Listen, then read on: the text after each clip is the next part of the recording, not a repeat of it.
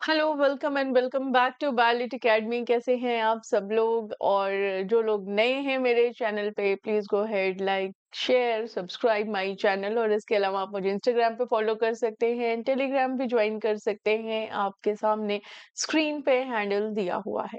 Alright, सो बिना time को waste करते हुए आज हम जो पढ़ेंगे वो बहुत ही इंटरेस्टिंग टॉपिक है, which is cytoskeleton, cilia and flagella.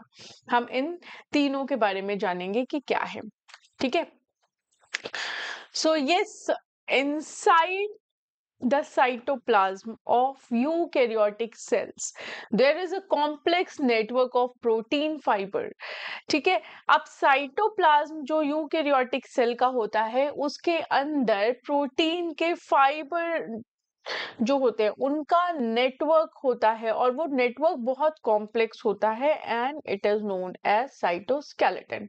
अब इसका काम क्या है? बेसिकली साइटोस्केलेटन का इसका काम है कि ये मेंटेन करता है structure and function of the cell and it also plays a important role in movement. ठीक है, सो अगर साइटोस्केलेटन की हम बात करें तो साइटोस्केलेटन क्या है भैया? जो सेल के अंदर है, सेल के अंदर आपको ऐसे ऐसे फिलामेंट्स से देखने को मिलेंगे। ये जो होते हैं ये साइटोस्केलेटन होते हैं, ये कॉम्प्लेक्स नेटवर्क होते हैं प्रोटीन फाइबर्स के। राइट, ठीक है। आप साइटोस्केलेटन के बारे में समझ लेते हैं कि साइटोस्केलेटन एक्चुअली में क्या होता है। तो ये फिलामेंटस प्रोटीन स्ट्रक्चर है। ये कैसा स्ट्रक्चर है भाई? ये प्रोटीन का स्ट्रक्चर है और है कैसा? फिलामेंटस है, फिलामेंटस है। ठीक है, अब ये तीन टाइप के प्रोटीन फिलामेंट से बना हुआ है। पहला है माइक्रोट्यूब्यूल, फिर आपका आता है माइक्रोफिलामेंट, फिर आता है आपका इंटरमीडिएट फिलामेंट। तो तीन है, एक माइक्रोट्यूब्यूल्स है, दूसरा जो है वो माइक्रोफिलामेंट है, माइक्रोफिलामेंट, और तीसरा जो है वो है इंटरमीडिएट फिलामेंट्स। ठीक है, सो अभी हम समझेंगे माइक्रोट्यूब्यूल के बारे में। ठीक है, माइक्रोट्यूब्यूल अगर हम बात करें तो ये सबसे थिकेस्ट साइटोस्केलेटल एलिमेंट है। ये सबसे थिक होता है, माइक्रोट्यूब्यूल जो होगा ये सबसे थिक होगा। और ये हॉलो ट्यूब्स है। हॉलो ट्यूब से मतलब अंदर की तरफ जैसे खोखली सी नहीं होती, वैसे ये हॉलो है। ठीक है, और बना किससे है? ट्यूबुलिन प्रोटीन से, यानी अल्फा ट्यूबुलिन और बीटा ट्यूबुलिन से बना होता है। डायमीटर इसका जो है वो 25 nm है। ओके, अब लोकेशन पाया कहाँ जाता है? देखो, साइटोप्लाज्म में, स्पिंडल फाइबर्स में, सीलिया और फ्लैजुला में, सेंट्रियोल्स में, यहाँ ये पाया जाता है। ठीक है, कहाँ कहाँ पाया जाएगा? साइटोप्लाज्म में, स्पिंडल फाइबर में, सीलिया और फ्लैजुला में, और सेंट्रियोल्स में ये पाया जाता है। क्लियर हो गया यहाँ तक? फंक्शन क्या है? सेल का शेप बना के रखता है, सेल डिवीजन में हेल्प करता है। जब सेल डिवीजन में ये जो क्रोमोसोम्स हैं, ठीक है, इनको जब स्पिंडल फाइबर यहाँ से अटैच होते हैं, जब स्पिंडल फाइबर्स बनते हैं तो इन स्पिंडल फाइबर्स को बनाने में ये हेल्प करता है। आप देखोगे कि यहाँ पे सेल के बाहर सीलिया जैसा स्ट्रक्चर होता है, टाइनी हेयर लाइक ग्रोथ्स होती है, ये सीलिया होता है। और ये सीलिया और फ्लैजुला जो होगा वो एक ऐसे करके फ्लैजुला होता है। तो इन दोनों के फॉर्मेशन में हेल्प करता है। ठीक है, सीलिया और फ्लैजुला को बनाता है, और ये दोनों क्या करते हैं? मूवमेंट में हेल्प करते हैं। अब चौथा काम है इसका, transport of vesicles inside the cell. Vesicle का ट्रांसपोर्ट करता है इनसाइड द सेल। क्लियर है यहाँ पे?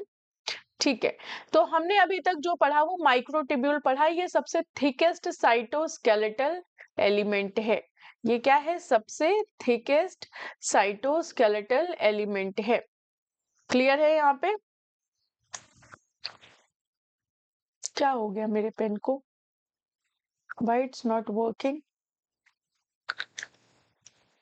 एक मिनट दीजिएगा।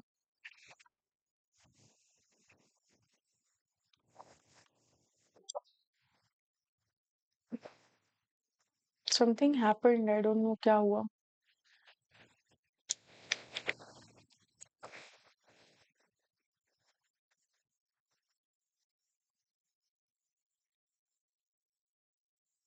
कुछ तो हुआ यहाँ पे।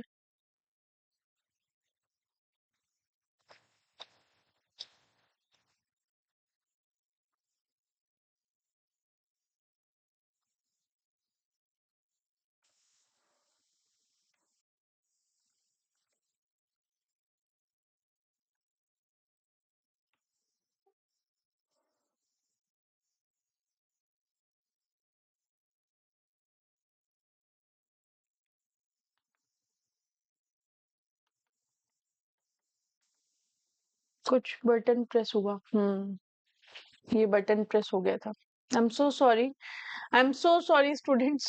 मुझे कई बार नहीं समझ में आता एक्चुअली में, कि मैं बहुत कोशिश करती हूँ कि ये पेन मेरे से अच्छे से चल जाए, लेकिन ये चलता नहीं है मेरे से अच्छे से।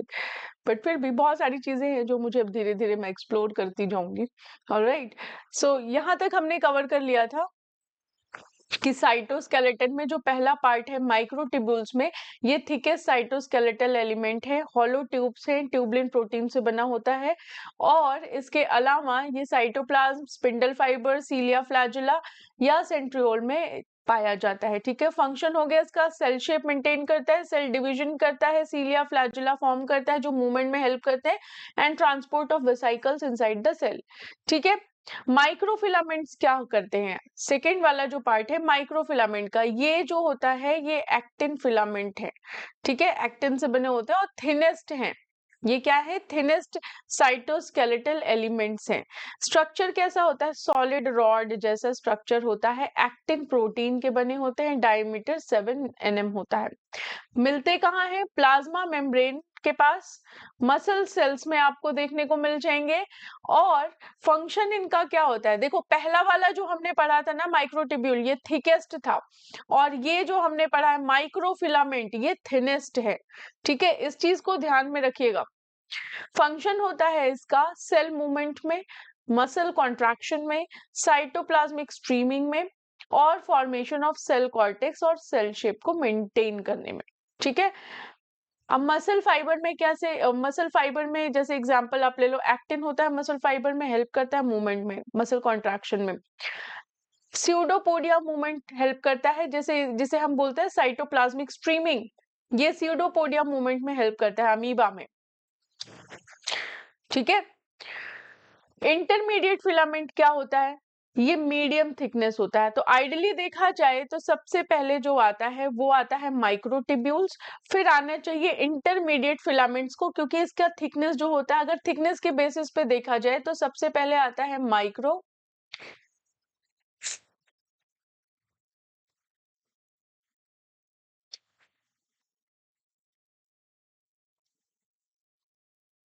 माइक्रोट्यूब्यूल्स। ठीक है, फिर उसके बाद आता है हमारा इंटरमीडिएट, फिर सबसे थिनेस्ट जो था वो था माइक्रोफिलामेंट।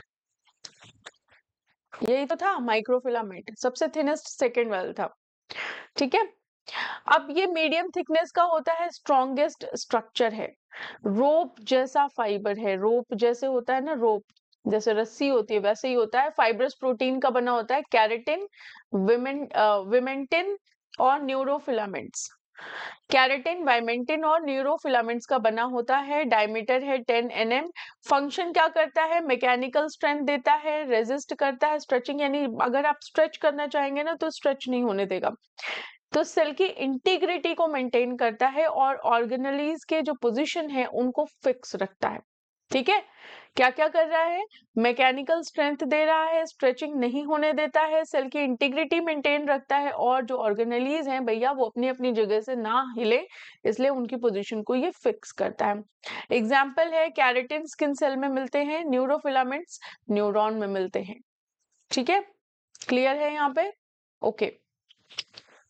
अब देखो फंक्शन ऑफ साइटोस्केलेटन, फंक्शन क्या है साइटोस्केलेटन का, बेसिकली अगर आप ये देखो तो ये आपको यहाँ पे दिखाया जाएगा किस तरीके से दिखता है। ये सीलिया फ्लैजुला है, इसका सेक्शन दिखाया गया, इसको काट के दिखाया गया। ठीक है। तो साइटोस्केलेटन क्या करता है ना, ये मैकेनिकल सपोर्ट देता है सेल को। जैसे स्केलेटन होगा हमारे शरीर का, अगर स्केलेटन है तो क्या करता है, हमें मैकेनिकल सपोर्ट देता है, शेप बना के रखता है। सेम काम ये भी करता है, मैकेनिकल सपोर्ट देता है, सेल शेप बना के रखता है और मूवमेंट में हेल्प करता है सेल के। ठीक है। फिर ऑर्गेनेलीज, ऑर्गेनेलीज का जो ट्रांसपोर्ट होता है विद इन द सेल, उसमें हेल्प करता है। सेल डिवीजन में सपोर्ट करता है। इस एक तरीके से इंटरनल फ्रेमवर्क बनाता है सेल का, इंटरनल फ्रेमवर्क बना देता है सेल का।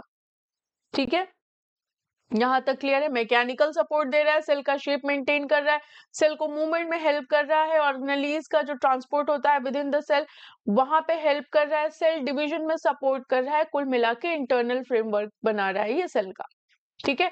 अब सीलिया क्या होता है, देखो ये कोई सेल है अगर, तो इसके ऊपर छोटे छोटे ना हेयर, ऐसे टाइनी प्रोजेक्शंस निकले होते हैं, स्ट्रक्चर्स निकले होते हैं, जिन्हें हम कहते हैं सीलिया। ठीक है। ये क्या है, सीलिया है, ये सेल के सरफेस पे निकले होते हैं, बहुत छोटे होते हैं और बहुत ज्यादा क्वांटिटी में होते हैं, न्यूमरस होते हैं। ठीक है। तो ये जैसे कोऑर्डिनेटेड रिथमिक, जैसे हम ऐसे करेंगे ना, ऐसे, तो ऐसे करते जाएंगे तो ये एक रिदम में मूव करेगा। ऐसे किया, हमने इसको ऐसे टच किया तो ये जैसे ऐसे होता है, सपोज करो ऐसे हम एक रिदम में से ऐसे करके ओपन करते हैं ना, तो ये रिदम में चलते हैं। ठीक है। फंक्शन क्या है,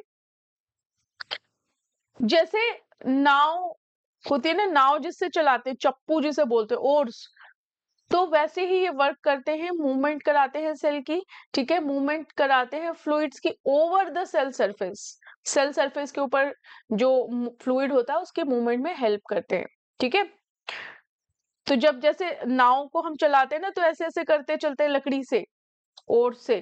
ठीक है, चप्पू बोलते हैं उसे। तो उससे जब हम ऐसे ऐसे मूव करते हैं तो फ्लूइड मूव होता है ना, तो वही चीज ये यहाँ पे भी करते हैं। ठीक है। तो सीलिया क्या है, एक रेस्पिरेटरी, अगर सीलिया को अगर आप देखो ना, तो सीलिया आपको हमारे जो रेस्पिरेटरी ट्रैक्ट है वहां पे भी आपको छोटे छोटे बाल दिखाई देंगे। ये क्या करेगा, ये तो जो बाल है वो तो बाल है, ये तो हेयर है, लेकिन जब आप अंदर की तरफ जाओगे ना रेस्पिरेटरी ट्रैक्ट में ऐसे, तो यहाँ पे छोटे छोटे आपको ऐसे प्रोजेक्शंस दिखाई देंगे जो सीलिया होते हैं। ये म्यूकस और डस्ट पार्टिकल्स इन सबको क्या करते हैं, मूव करने में हेल्प करते हैं। ठीक है। अब पैरामीशियम में भी सीलिया होता है और ये सीलिया क्या करता है, लोकोमोशन में हेल्प करता है। क्लियर है यहाँ पे? ओके।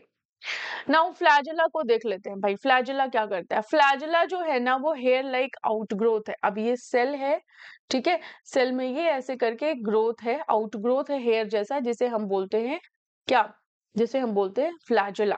ठीक है। और ये सीलिया से बड़े होते हैं, सीलिया बेचारे ऐसे होते हैं, छोटे छोटे न्यूमरस आउटग्रोथ्स होते हैं। ठीक है।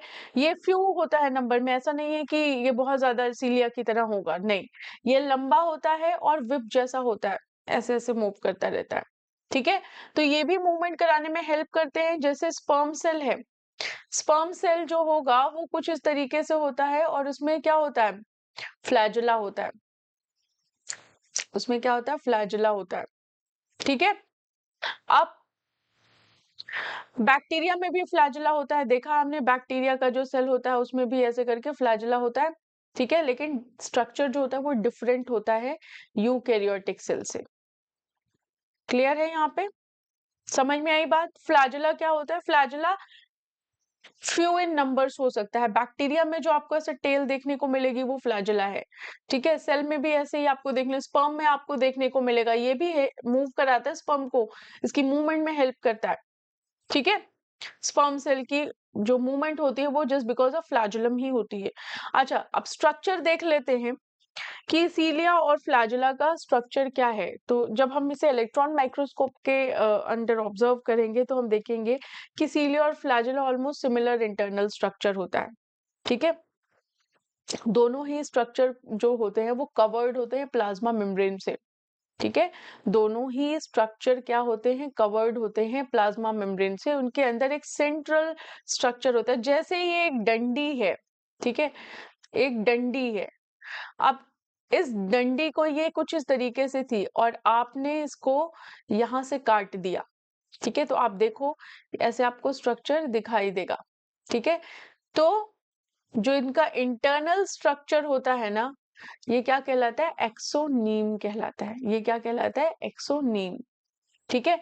अब एक्सोनीम जो होगा ये सेंट्रल स्ट्रक्चर होगा सीलिया और फ्लैजुला का, दोनों का ऑलमोस्ट इंटरनल स्ट्रक्चर सेम होता है। ठीक है। अब देखो कैसे होता है, अब आपको यहां पे दिखाती हूँ। ये देखिए, ये प्लाज्मा मेम्ब्रेन है। ठीक है। यहाँ पे आप देखो दो दो रिंग्स करके बनी हुई है, एक ये रिंग है, एक ये रिंग है। तो ये जो दोनों रिंग्स है ना, इनको हम बोलते हैं डबलेट्स। ठीक है। इनको हम क्या बोलेंगे? डबलेट्स।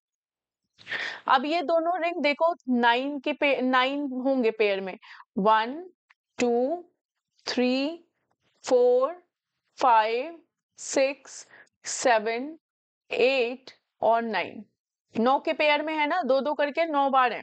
ठीक है।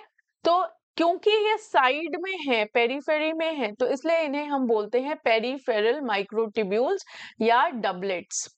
ठीक है। ये 9 है। कितने हैं? 9। अब देखो कि ये जो डबलेट्स है ना, ये एक दूसरे से कनेक्टेड है। कैसे? एक ब्रिज से। ये ब्रिज है ना, इस ब्रिज से कनेक्टेड है। ये इस ब्रिज से कनेक्टेड है। इसको बोलते हैं इंटर डबलेट ब्रिज। इसको क्या बोलेंगे? Inter doublet bridge. ठीक है।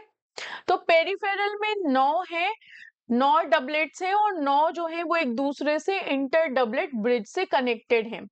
अब आप यहाँ सेंटर में देखो, सेंटर में देखो तो 2 हैं, एक ये है और एक ये है, और ये दोनों जो हैं ये एक दूसरे से कनेक्टेड हैं। ठीक है। क्लियर है? यहाँ पे ये यहाँ पे एक दूसरे से कनेक्टेड है। ठीक है। अच्छा, यहाँ पे आप देखो तो ऐसे करके एक स्ट्रक्चर आपको हर किसी में दिखाई देगा, एक स्पोक जैसा स्ट्रक्चर है जिसे हम बोलते हैं रेडियल स्पोक। ये क्या है? रेडियल स्पोक है। क्लियर है? ये रेड कलर का आपको जो दिखाई दे रहा है यहाँ पे, ये देखो रेड कलर का है ना, ये सेंट्रल शीथ है। ये क्या है? सेंट्रल शीथ है। जो ये सेंट्रल में आपको ये रिंग दिखाई दे रही है, ये सेंट्रल माइक्रोट्यूब्यूल्स हैं। इसको क्या बोलते हैं? सेंट्रल माइक्रोट्यूब्यूल्स हैं। ठीक है। अब देखते हैं क्या कह रहा है यहाँ पे। अब यहाँ पे देखिए कि जैसे मैंने बताया कि आपने जब इसे कट किया, जब आपने इसे कट किया तो यहाँ पे आपको पूरा स्ट्रक्चर दिखाई दे रहा है, कैसे स्ट्रक्चर है। ठीक है। तो हमने देखा 9+2 का अरेंजमेंट है। माइक्रोट्यूब्यूल का जो अरेंजमेंट है वो 9+2 का अरेंजमेंट है। कैसे अरेंजमेंट है भाई? यहाँ पे आपने देखा 9 तो ये थे जो पेरीफेरी में थे, 9 तो कौन थे? 9 जो थे वो पेरीफेरी में थे, और 2 जो थे वो सेंट्रल थे। ठीक है। तो 9+2 का अरेंजमेंट है। क्लियर हो गया यहाँ पे? ठीक है। 2 सिंगल माइक्रोट्यूब्यूल्स लगे हुए थे सेंटर में, देखा था ना आपने, सेंट्रल में 2 माइक्रोट्यूब्यूल्स लगे हुए, साइड में आपके 9 करके, यहाँ पे 9 है टोटल। ठीक है। ये टोटल कितने थे? पेरीफेरी वाले 9 थे और सेंट्रल में आपके 2 थे। यहाँ पे देखिए, यहाँ पे सेंट्रल वाले 2 हैं, पेरीफेरी में आपके 9 है। ठीक है। अब इनमें एडिशनल स्ट्रक्चर क्या है? सेंट्रल शीथ है। तो ये जो सेंट्रल वाले जो है ना, ये देखो रेड कलर की शीथ से कवर्ड है, मतलब एक शीथ है जो इन्हें कवर करके रखती है। ठीक है। ये सराउंडेड होते हैं उससे, इसे बोलते हैं सेंट्रल शीथ। अच्छा, रेडियल स्पोक है। हर पेयर से एक रेडियल स्पोक निकला हुआ है। यहाँ पे देखिए, इस पेयर के साथ भी एक है, इसके साथ भी एक है, इसके साथ भी एक है। तो हर पेयर के साथ अगर एक है तो 9 पेयर है, इट मींस कि 9 रेडियल स्पोक्स हैं। ठीक है। 9 रेडियल स्पोक्स प्रेजेंट होते हैं। अब लिंकर्स क्या हैं भाई? अब पेरिफेरल जो है वो एक दूसरे से कनेक्टेड होते हैं प्रोटीन लिंकर से, जिन्हें हम इंटर डबलेट ब्रिज कहते हैं। ये क्या है? प्रोटीन लिंकर्स हैं। ठीक है। दिख रहा है आपको? प्रोटीन लिंकर्स हैं। क्लियर है यहाँ पे? ओके। फिर कहते हैं कि ये जो प्रोटीन लिंकर्स है ना, ये स्टेबिलिटी देते हैं और कोऑर्डिनेटेड मूवमेंट कराने में हेल्प करते हैं। ये क्या करते हैं, कोऑर्डिनेटेड मूवमेंट, यानी कि सबका मूवमेंट एक साथ हो, कोऑर्डिनेटेड हो, ऐसा ना हो कोई अलग दिशा में जा रहा है कोई अलग दिशा में जा रहा है, ऐसा नहीं, सबका कोऑर्डिनेटेड वे में मूवमेंट होना चाहिए, ठीक है। उनको कहते हैं लिंकर्स, यानी कि जो हमारे ब्रिज है, जो डबलेट वाली ब्रिज है, ये क्या है, लिंकर्स है, प्रोटीन लिंकर्स है। इंटर डबलेट ब्रिज जो है वो प्रोटीन लिंकर्स है, राइट। क्लियर हो गया। अब बेसल बॉडी क्या है, देखो ये सीलिया कहीं ना कहीं से तो निकली ही होगी ना, सीलिया कहाँ से निकले, कहीं से तो निकली है। तो सीलिया जहां से निकलती है ना, सीलिया या फ्लैजुला जहां से निकलते हैं, ये मेम्ब्रेन है, ठीक है, ये यहां से निकल रही है। तो यहां से जो निकल रही है ये क्या है, ये इसका बेसल बॉडी है, ये बेसल बॉडी है, ठीक है। यहाँ वाला पार्ट इसका जो है वो हुक कहलाता है, और बाकी का पार्ट इसका फिलामेंट कहलाता है, ठीक है। क्लियर है। जो बेसल बॉडी होती है ये स्ट्रक्चरली सिमिलर होती है सेंट्रियोल से, और एक्ट करती है as an anchoring point for cilia और फ्लैजुला। क्लियर है यहाँ पे। तो इस तरीके से जहां से ये निकलता है उसको बेसल बॉडी कहते हैं, और थोड़ा सा ऊपर जाएंगे इसका स्ट्रक्चर देखेंगे तो हुक है, फिर आगे जाएंगे तो फिलामेंट है। ये फ्लैजुला की बात कर रही हूँ, लेकिन सीलिया और फ्लैजुला जहां से निकल रहे हैं वो है इनका बेसल बॉडी। क्लियर है यहाँ पे। तो आपको समझ में आ गया होगा कि अभी जो मैं आपको बता रही हूँ साइटोस्केलेटन क्या होता है और सीलिया फ्लैजुला क्या होता है। आई होप आपको ये समझ में आया है। ये वाला जो स्ट्रक्चर है ना, आप ये समझिए कि ये जैसे ये है ना, इसको काट दिया गया तो इसके अंदर वाला जो ये स्ट्रक्चर आपको दिखा, ये स्ट्रक्चर है, ये है वो स्ट्रक्चर, ठीक है। ये अंदर वाला स्ट्रक्चर बिल्कुल ऐसा ही दिखाई देगा। क्लियर है आपको। कुछ इसी तरीके से ये स्ट्रक्चर आपको दिखाई देगा। All right. So I hope यहाँ तक आप लोग को समझ में आ गया है, कोई डाउट नहीं है, कोई आपको अगर कहीं से लगता है कि कुछ आपको नहीं समझ में आया है, please go head and let me know in the comment section, और जो भी आपके इश्यूज होंगे, जो भी आपके डाउट्स होंगे वो क्लियर किए जाएंगे। ऑल राइट, मिलते हैं आपसे एक नई वीडियो में, तब तक के लिए बाय।